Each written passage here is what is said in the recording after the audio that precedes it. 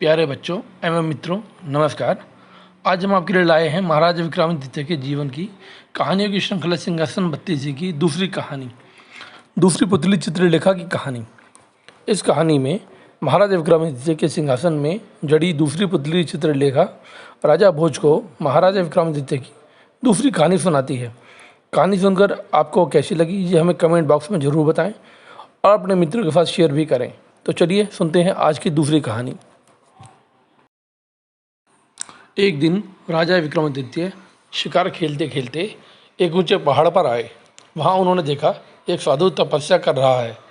साधु की तपस्या में विघ्न नहीं पड़े, यह सोचकर वे उसे श्रद्धापूर्वक प्रणाम करके लौटने लगे। उनके मुड़ते ही साधु ने आवाज़ दी और उन्हें रुकने को कहा। विक्रमादित्य रुक गए और साधु ने उनसे प्रसन्न होकर उन्हें एक फल दिया। उसने कहा, जो भी इस फल को खाएगा तेजस्वी और यशस्वी पुत्र प्राप्त करेगा। फल प्राप्त कर जब वे लौट रहे थे तो उनकी नज़र एक तेजी से दौड़ती महिला पर पड़ी।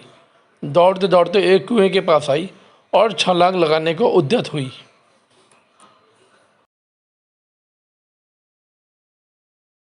महाराजा विक्रम ने उसे वहीं थाम लिया और इस प्रकार आत्महत्या करने का कारण जानना चाहा। महिला ने बताया कि उसकी कई लड़कियां हैं पर पुत्र एक भी नहीं है। चूँकि हर बार लड़की ही जन्म लेती है, इसलिए उसका पति उसे नाराज़ है और गाली गलौज तथा मारपीट करता है। वह इस दुर्दशा से तंग होकर आत्महत्या करने जा रही थी। राजा विक्रमादित्य ने साधु बताया वाला फल उसे दे दिया तथा आश्वासन दिया कि अगर उसका पति फल खाएगा तो इस बार उसे पुत्र ही होगा। कुछ दिन बाद एक दिन एक ब्राह्मण विक्रम के पास आया और उसने उसे वही फल भेंट किया। विक्रम स्त्री की चरित्रहीनता से बहुत दुखी हुए। ब्राह्मण को विदा करने के बाद वे फल लेकर अपनी पत्नी के पास आए और उसे वह फल दे दिया। विक्रम की पत्नी भी चरित्रहीन थी और नगर के कोतवाल से प्रेम करती थी। उसने वह फल नगर कोतवाल को दिया ताकि उससे घर यशस्वी पुत्र जन्म ले। नगर कोतवाल एक दूसरी स्त्री के प्रेम में पागल था। उसने वह फल उस स्त्री को दे दिया। स्त्री ने सोचा कि उसका पुत्र लाख यशस्वी हो तो भी उसे सामाजिक प्रतिष्ठा नहीं प्राप्त हो सकती है। उसने काफ़ी सोचने के बाद यह निष्कर्ष निकाला कि इस फल को खाने का असली अधिकारी राजा विक्रमादित्य ही हैं।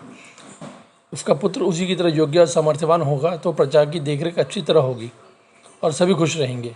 यही सोचकर उसने विक्रमादित्य को वह फल भेंट कर दिया। फल को देखकर विक्रमादित्य ठगे से रह गए। उन्होंने पड़ताल कराई तो नगर कोतवाल और रानी के संबंध का पता चला। वे इतने दुखी हुए और खिन्न हो गए कि राज्य को ज्यों का त्यों छोड़कर चले गए और कठिन तपस्या करने लगे।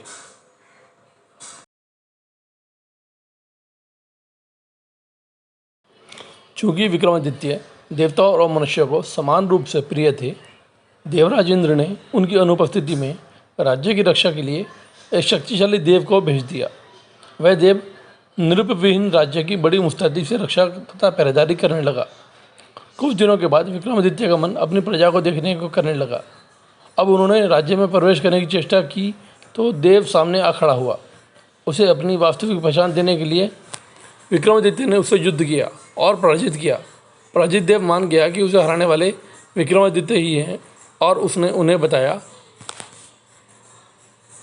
कि उनका एक पिछले जन्म का शत्रु यहाँ आ पहुँचा है और सिद्धि कर रहा है। वह उन्हें ख़त्म करने का हर संभव प्रयास करेगा। यदि विक्रम ने उसका वध कर दिया तो लंबे समय तक वे निर्विघ्न राज कर सकेंगे।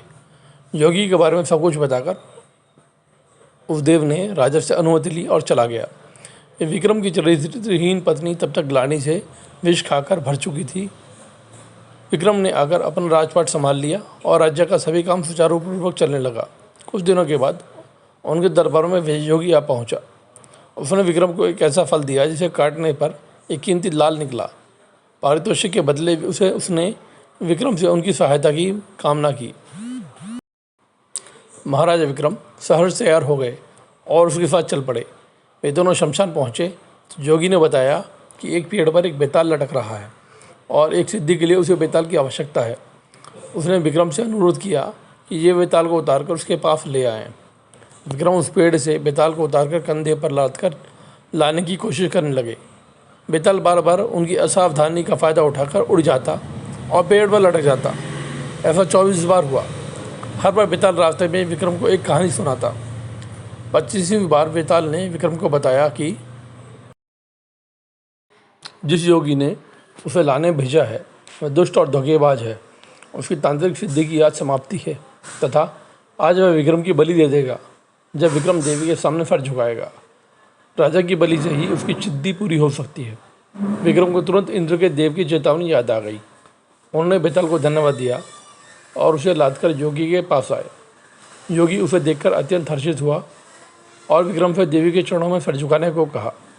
विक्रम ने योगी को सर झुकाने की विधि बतलाने को कहा। ज्यों ही योगी ने अपना सर देवी के चरणों में झुकाया, महाराज विक्रम ने तलवार से उसकी गर्दन काट दी। देवी बलि पाकर प्रसन्न हुई और उन्होंने विक्रम को 2 बेताल सेवक दिए। उन्होंने कहा कि स्मरण करते ही ये दोनों बेताल विक्रम की सेवा में उपस्थित हो जाएंगे। महाराज विक्रम देवी का आशीर्वाद पाकर आनंदपूर्वक वापस महल लौट गए। प्यारे बच्चों एवं मित्रों, इस कहानी से हमें ये शिक्षा मिलती है कि कभी किसी व्यक्ति का तुरंत ही भरोसा विश्वास नहीं कर लेना चाहिए और हमेशा कठिन परिस्थितियों में अपने विवेक का उपयोग करना चाहिए और कभी धैर्य नहीं खोना चाहिए। तो मित्रों, आपको हमारी ये कहानी अच्छी लगी हो तो ज़रूर लाइक करें और अपने मित्रों के साथ शेयर करें। और यदि आप हमें कुछ सुझाव देना चाहते हैं, किसी विषय पर कहानी बनवाना चाहते हैं, तो हमें नीचे कमेंट करके ज़रूर बताएं। तो फिर मिलते हैं अगली कहानी में। तब तक के लिए अपना ध्यान रखें, कभी धैर्य न खोएं और अपने जीवन में भी कभी आसानी से किसी का विश्वास ना करें और अपने विवेक का प्रयोग करते रहें। धन्यवाद।